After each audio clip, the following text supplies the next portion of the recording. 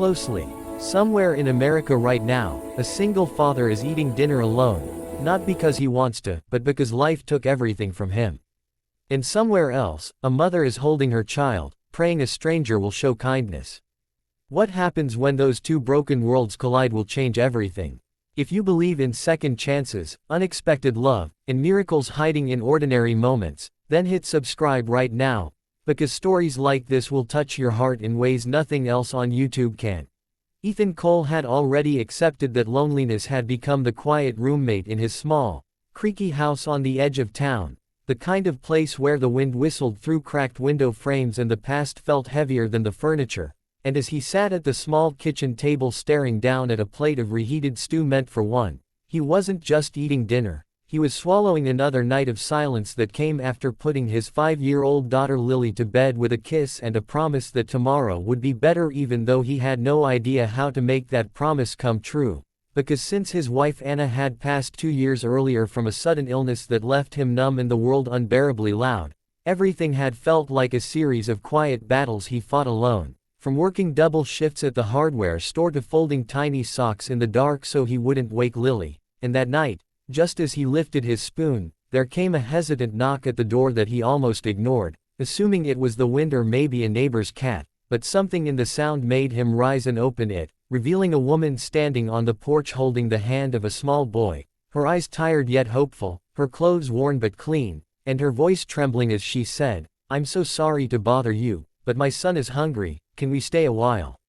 And in that moment Ethan felt the strange pull of fate, because he recognized that look in her eyes, the look of someone who had lost too much but was still fighting, and he stepped aside without thinking, letting them into his home, not knowing that this simple act of kindness would unravel secrets, heartbreak, and a love he never believed he'd find again. And the woman introduced herself as Grace and her son as Noah, a quiet 7-year-old with big eyes that scanned the room as if afraid it might disappear. And as Ethan set another place at the table and warmed more stew, he realized he was no longer eating alone, and neither was his heart. And over the meal Grace explained they had been traveling from town to town after escaping an abusive situation, that she had no family left and no money to her name. And Ethan listened with a pain that mirrored his own, because grief had taught him how quickly life could tear people apart.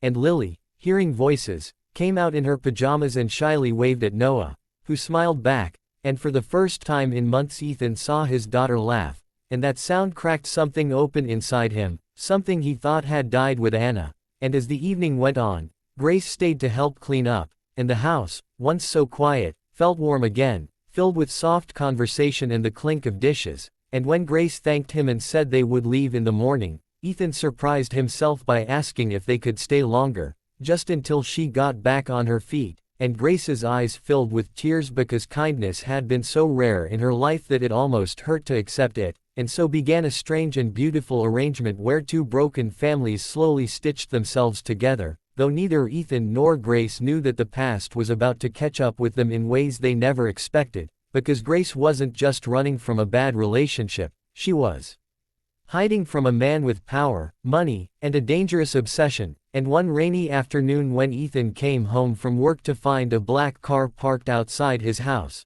his stomach dropped, because standing on his porch was a sharply dressed man who introduced himself as Victor Hale. And with a smile that didn't reach his eyes he asked if a woman named Grace was staying there. And Ethan, protective instincts ignited, lied and said no, but Victor's gaze drifted toward the window where Noah's face was pressed, and that was all the confirmation he needed. And when Grace realized who had come, she broke down and told Ethan everything, how Victor was Noah's father, a man who had controlled her, threatened her, and vowed to take their son no matter what. And Ethan felt rage and fear collide in his chest, because he'd already lost one family and he wasn't about to lose another. And when Victor returned with legal papers and police officers claiming he had rights, Ethan found himself in a battle not just for Grace and Noah, but for the fragile happiness that had begun to bloom in his home. And the courtroom became the stage for heartbreaking testimonies where Grace's voice shook as she described years of emotional abuse and control. And Ethan testified about the nights Noah woke screaming and the way Grace flinched at raised voices. And Lily clutched Ethan's hand the entire time, terrified of losing the only family she knew. And when Victor tried to paint Grace as unstable and unfit, Ethan stood and said something that silenced the room. that being broken didn't make you a bad parent, it made you human, and that love was what mattered most. And though the judge granted Victor supervised visits, the battle was far from over, and tension filled the house as fear and hope wrestled in every corner. But through it all, Ethan and Grace found themselves leaning on each other more, sharing late-night conversations about their pasts, their dreams, and the people they had lost. And one night, as rain tapped against the windows and the kids slept, Grace confessed she was scared of falling in love again because love had once nearly destroyed her.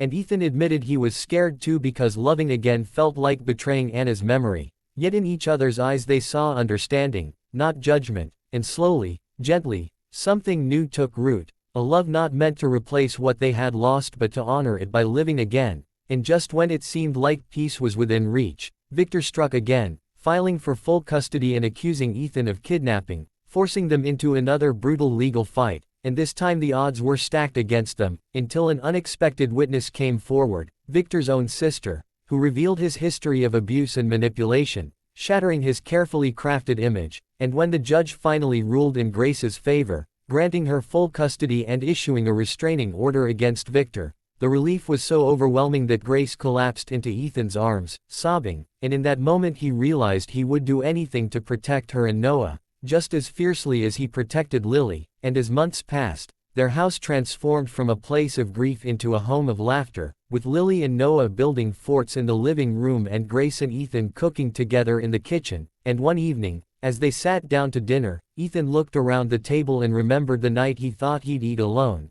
and how one simple knock had changed his life forever. And with tears in his eyes he reached for Grace's hand and told her he loved her, not out of desperation, but out of a deep, steady hope. And she smiled and said she loved him too. And years later, when people asked how they met, Grace would always say it started with a hungry child and a stranger who chose kindness, because sometimes the greatest love stories begin not with fireworks but with a quiet knock on the door.